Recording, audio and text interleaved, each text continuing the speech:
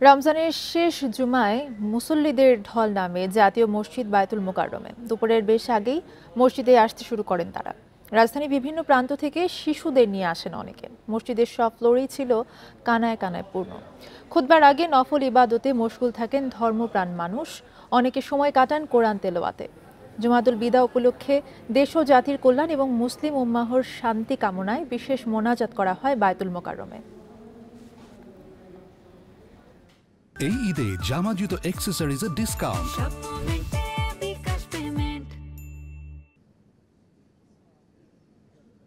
আজকে জুমাতুল বিদায় আল্লাহর কাছে কামনা করছি, দোয়া করছি নিজের ব্যক্তি, পরিবার, সমাজ এবং রাষ্ট্রের জন্য।